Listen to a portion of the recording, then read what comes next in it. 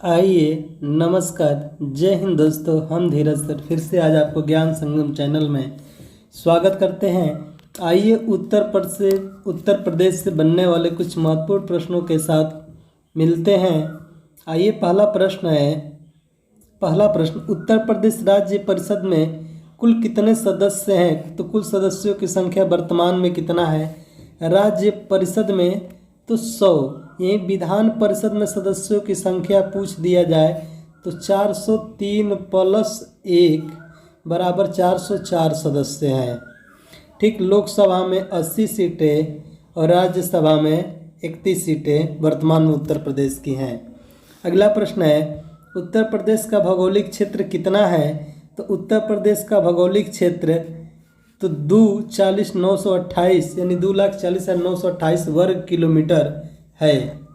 अगला प्रश्न है, मुसमन छतरी कहाँ स्थित है? तो आगरा के लाल किले में मुसमन छतरी स्थित है। अगला प्रश्न है, राजा जसवंत सिंह की छतरी कहाँ स्थित है? तो आगरा में स्थित है। पांचवा प्रश्न है, डोम राजा का महल कहाँ स्थित है? तो डोम राजा का महल आपके मंदिरों का शहर, घाटों का शहर वाराणसी में स्थित है। अगला प्रश्न है, कौन सी इमारत विश्व के 7 आश्चर्यों में एक है? तो ताजमहल विश्व के 7 आश्चर्यों में से एक है। अगला प्रश्न है, 14वीं शताब्दी में शेरकी सुल्तानों द्वारा सकी किला की स्थापना किस प्रदेश के किस जिले में है? तो जौनपुर जिले में स्थापित किया गया था।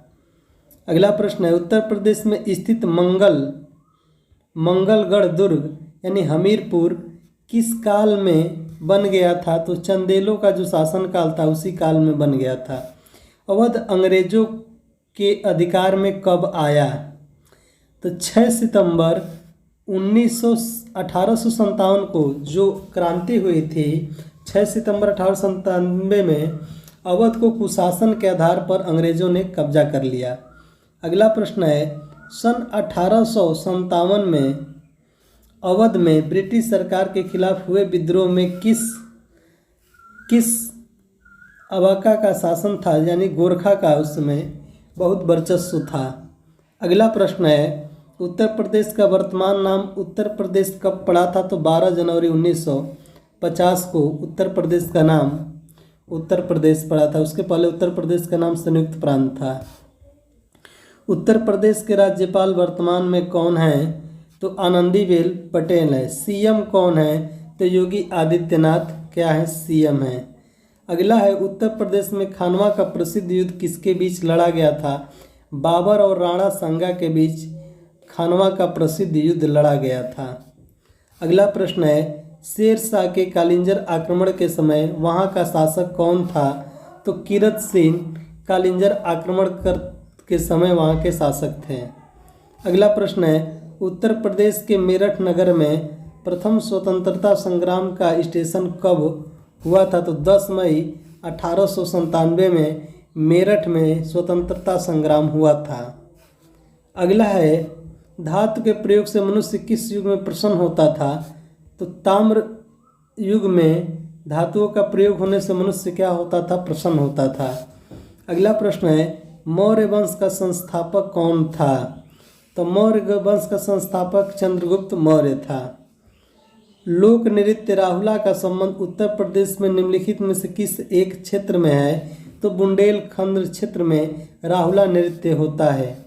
अर्जुन बांध नहर से उत्तर प्रदेश की क्या की गारंटी योजना है? तो हमीरपुर की एक योजना है। अगला है, उर्दू का प्रथम नाटक इंद्र सभा कब और किसने लिखा था? थोड़ा टाइपिंग मिस्टेक हुआ है। मियां अमानत खान ने 1835 ईस्वी में उत्तर प्रदेश का प्रथम नाटक इंद्र सभा लिखे थे। अगला प्रश्न, उत्तर प्रदेश का प्रकाशन विभाग किस मासिक पत्रिका द्वारा प्रकाशित किया जाता था?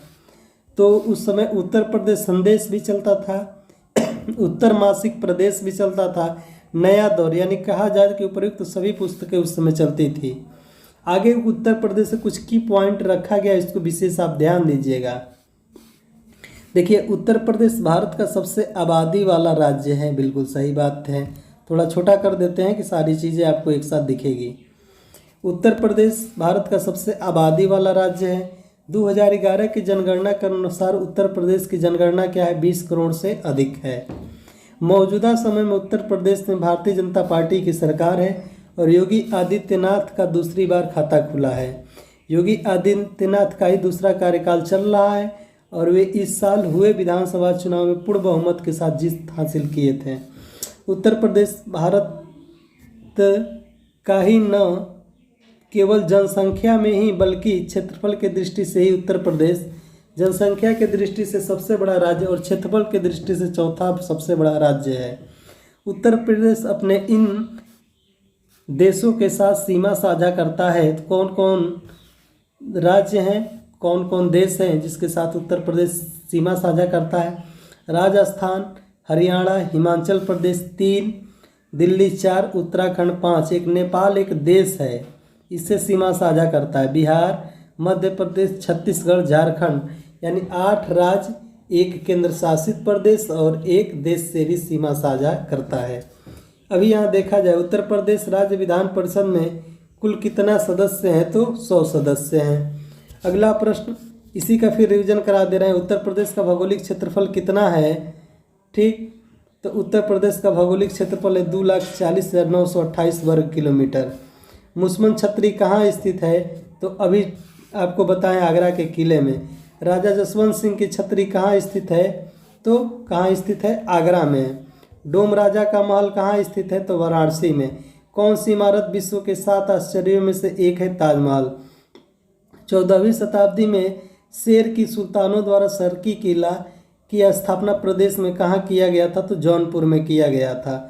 उत्तर प्रदेश में स्थित मंगलगढ़ दुर्ग हमीरपुर किस काल में बना था? तो चंदेलों के शासनकाल में। अवध अंग्रेजों के अधिकार में कब आए? तो 6 सितंबर 1857 ईस्वी को अवध अंग्रेजों के शासनकाल में आ गया। सन 1857 में अवध में ब्रिटिश सरकार के खिलाफ हुए विद्रोह को किसकी सहायता से आबका गया, किसके सहायता मिला था? तो गोरखा रेजिमेंट का, उसमें बहुत जोरों शोर था। उत्तर प्रदेश का वर्तमान नाम उत्तर प्रदेश कब पड़ा? तो 12 जनवरी 1950 को उत्तर प्रदेश का नाम उत्तर प्रदेश पड़ा। अगला दिया है, ये थोड़ा प्रश्न थोड़ा गलत हुआ है, आगे देखते हैं। उत्तर प्रदेश में खानवा का प्रसिद्ध युद्ध किसके बीच लड़ा गया था? तो बाबर और राणा सांगा के बीच लड़ा गया था। शेर शाह के कालिंजर आक्रमण के समय वहाँ का शासक कौन था? तो कीरत सिंह वहाँ के प्रसिद्ध शासक थे। अगला प्रश्न हम देखते हैं। उत्तर प्रदेश के मेरठ नगर में प्रथम स्वतंत्रता संग्राम का स्टेशन कब हुआ? तो 10 मई 1857 में मेरठ में क्रांति का बिगुल बज चुका था। अगला प्रश्न है, धातु के प्रयोग से मनुष्य किस युग में प्रसन्न होता था? तो ताम्र युग में। मौर्य वंश के संस्थापक कौन था? तो चंद्रगुप्त मौर्य था। लोक नृत्य रावला का संबंध उत्तर प्रदेश में से किस एक क्षेत्र में है? तो बुंदेलखंड क्षेत्र में है। अर्जुन बांध किस नहर से उत्तर प्रदेश की एक योजना निकली है? तो हमीरपुर में एक प्रसिद्ध योजना निकली है। उत्तर प्रदेश का प्रथम नाटक इंद्र सभा कब और किसने लिखा था? मियां अमानत खान ने 1835 में लिखा था। उत्तर प्रदेश प्रकाशन विभाग किस मासिक पत्रिका द्वारा प्रकाशित किया जाता है?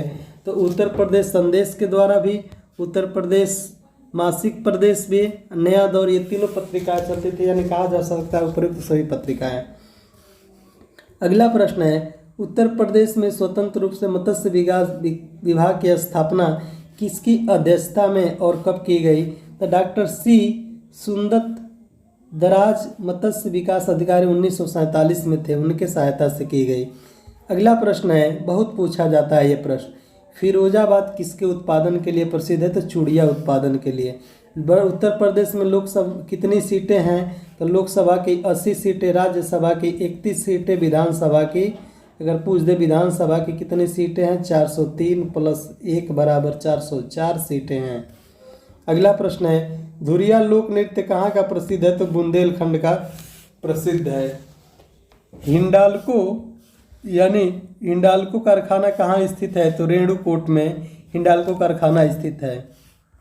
स्वतंत्र भारत के प्रथम प्रधानमंत्री किस देश के थे? तो उत्तर प्रदेश के रहने वाले थे। स्वतंत्र भारत के प्रथम प्रधानमंत्री पंडित जवाहरलाल नेहरू उत्तर प्रदेश के इलाहाबाद जगह से रहने वाले थे। उत्तर प्रदेश में मत्स्य पालन का शुभारंभ कब हुआ? तो 1944 में हुआ और 1947 में उसकी स्थापना हो गई। अगला प्रश्न है, भारत में उत्तर प्रदेश का सबसे बड़ा निर्माता है वह किस चीज़ का?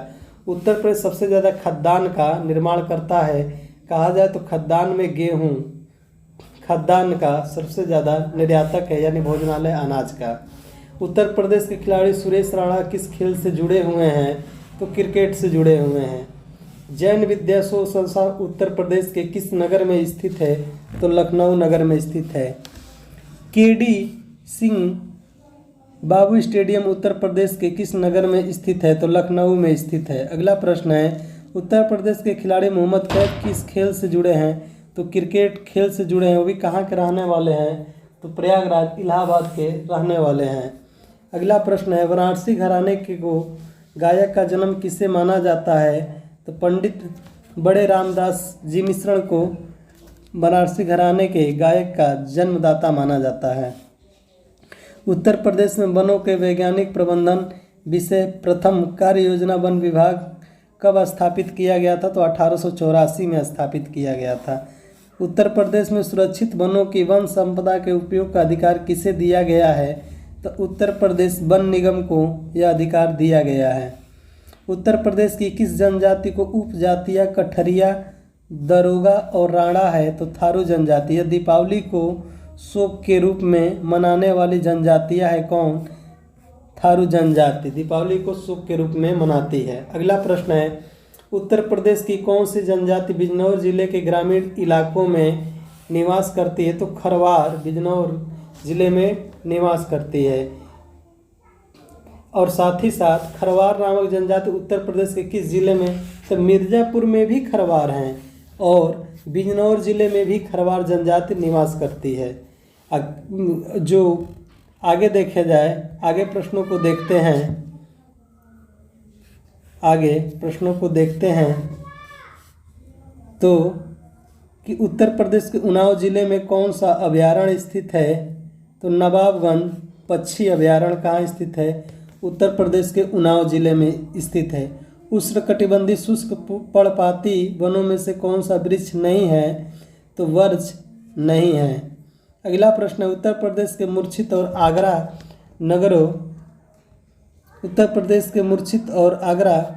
नगरों की पर्याप्त जल प्राप्त होने की सूचना दी जा रही है, जिसके लिए परियोजना की आशंका की जा रही है। गोकुल बैराज परियोजना की आशंका की जा रही है।